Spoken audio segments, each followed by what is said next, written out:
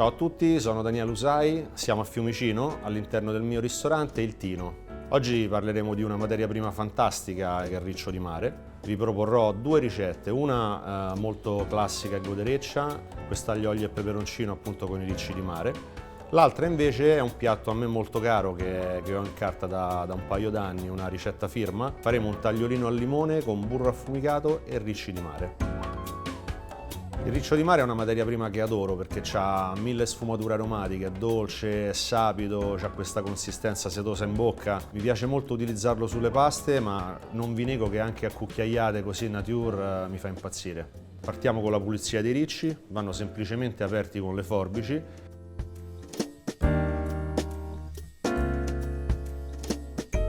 Questa è la parte della bocca e qui in effetti non c'è niente, come si vede. Con delle forbici semplicemente entro dentro e faccio un cerchio, quindi faccio un taglio circolare.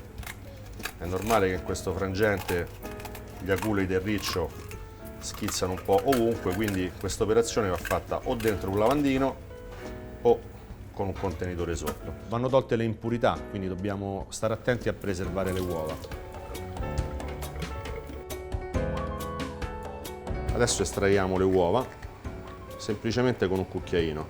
In questa fase bisogna stare attenti che non ci siano spine del riccio che vanno dentro al vasetto.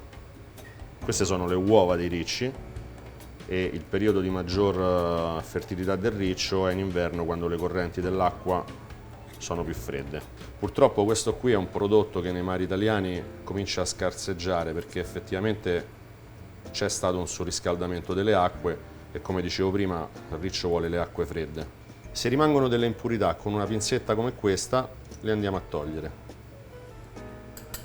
Intanto su un tagliere taglio finissimamente i gambi del prezzemolo.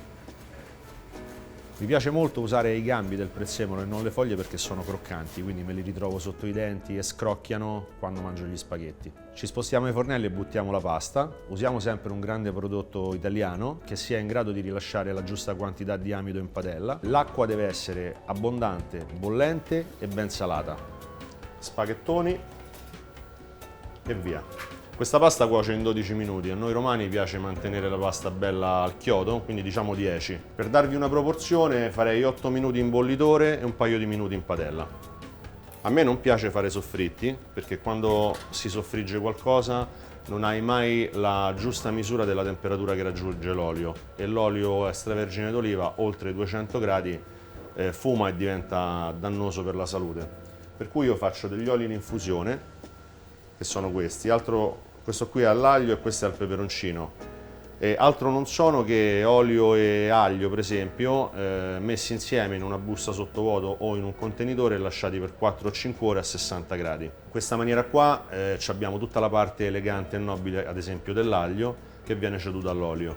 Per quanto riguarda il peperoncino, stesso discorso, mai oltre i 60 gradi perché la capsaicina oltre i 60 gradi decade. La capsaicina è la molecola che dà la piccantezza al peperoncino e quindi oltre i 60 gradi comincia a svanire. E poi diciamo che a 60 gradi riusciamo a mantenere anche i profumi del peperoncino e dell'aglio. Dopo aver buttato la pasta mettiamo un po' di acqua dolce in padella e aggiungo questo olio aromatizzato all'aglio.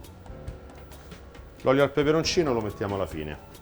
Quando mancano 2 minuti di cottura scoliamo gli spaghettoni, andiamo in padella e risottiamo per un paio di minuti. Aggiustiamo anche il punto di sale in questo momento qui. Voglio sfruttare totalmente la croccantezza della pasta, quindi lascerò l'anima dello spaghetto abbastanza dura e croccante. Quando il liquido si sarà totalmente asciugato, mantechiamo con un olio extravergine d'oliva, facciamo una bella cremetta.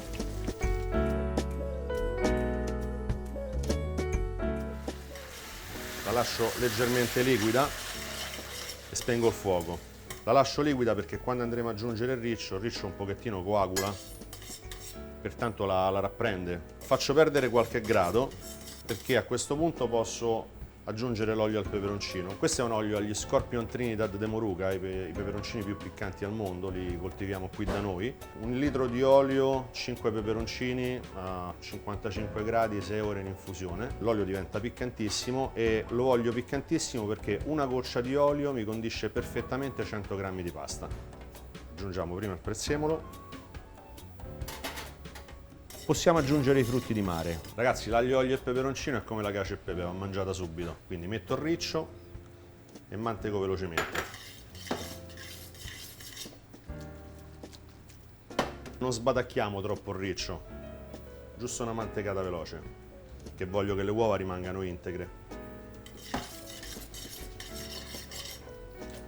Adesso siamo pronti per fare un bel nido e per portare gli spaghetti sul piatto. Utilizziamo tutto il condimento che è rimasto nella padella per nappare la pasta. Ragazzi, questa è aglio, olio e peperoncino con i ricci di mare. Che altro aggiungere?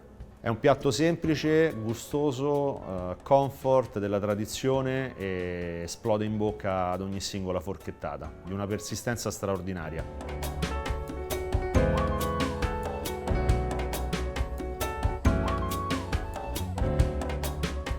Adesso siamo pronti per scoprire il piatto del Tino. Questa volta non utilizzeremo una pasta secca, ma faremo una pasta all'uovo fatta in casa. Partiamo da un impasto molto classico, quindi 2 parti di farina 00, una parte di semola e solamente rosso d'uovo, al quale abbiamo aggiunto tanta buccia di limone. L'impasto ovviamente ha già riposato almeno una mezz'oretta in frigo e siamo pronti per stenderlo. Che cosa faccio? Comincio a tagliare delle fette in maniera tale da dare già una forma alla sfoglia. Ovviamente più volte la passo in macchina, più stress subirà. Un po' di semola. Andiamo dentro con lo spessore più largo. Non ci interessa se all'inizio ci sono delle imprecisioni.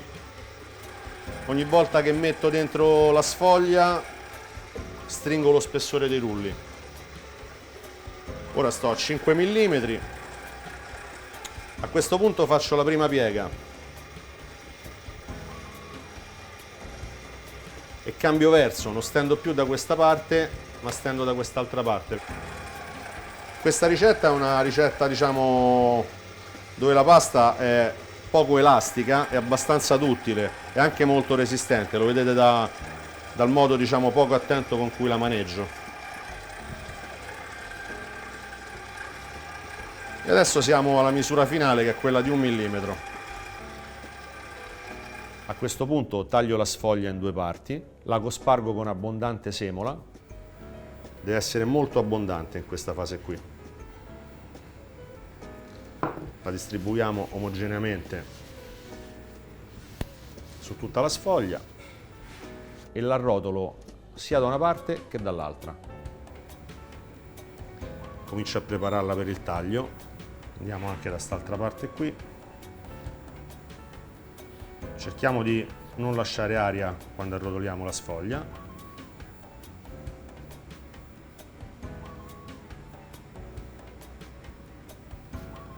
E ancora semola.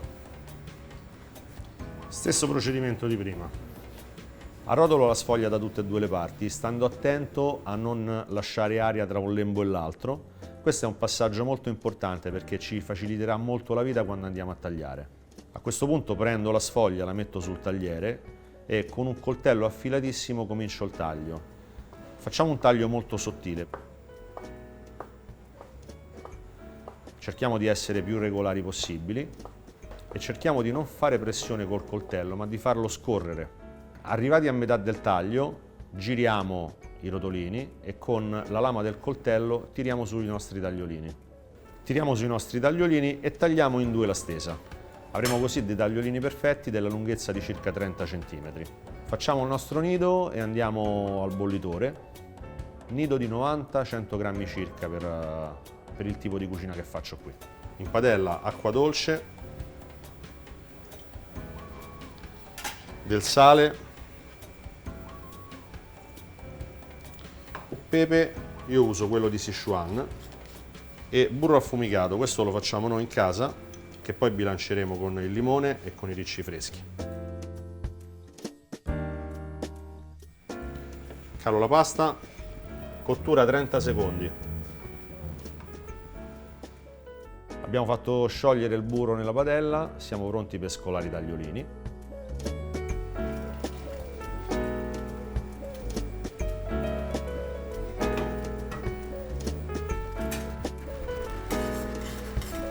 Alziamo il fuoco ed emulsioniamo il burro con i tagliolini, formando una crema.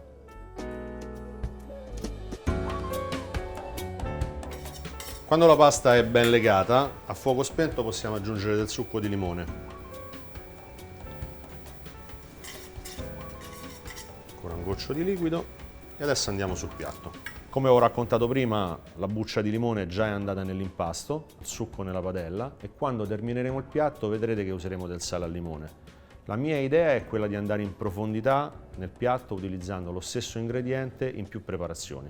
Che cos'è il sale al limone? Non è un prodotto che si trova generalmente in commercio, anche questo lo facciamo noi. Se volete provate a casa, ci vuole una settimana. Bisogna mettere 2 parti di succo di limone e una parte di sale in una casseruola, tenerlo a 70 gradi per 7 giorni affinché il succo del limone evapori completamente e lasci i suoi oli essenziali nel sale, che diventa nero. Il tagliolino adesso è bello cremoso, scivoloso al punto giusto, profumato di limone, di burro, possiamo andare sul piatto. Il nostro nido che adagiamo sul piatto. Andiamo a raccogliere l'emulsione, ricci di mare, anche qui ovviamente abbonderei.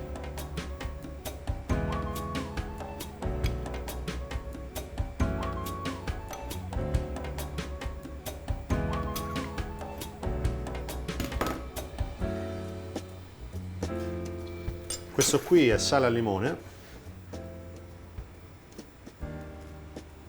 e poi abbiamo acetosella rossa.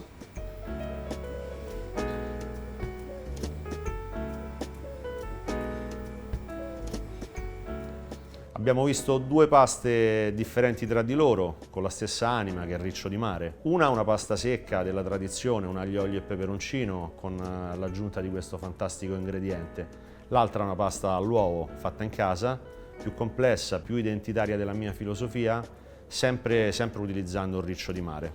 Non mi resta che invitarvi al Tino e al 4112, in inverno con i ricci di mare, in estate e nelle altre stagioni con tanti altri frutti del nostro splendido mare. Un'ultima cosa ragazzi, volevo dirvi che nel cofanetto delle paste di Italia Squisita ci sono anche io.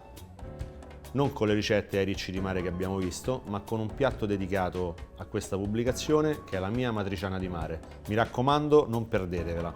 Un saluto a tutti gli amici di Italia Squisita dalle Alusai, alla prossima!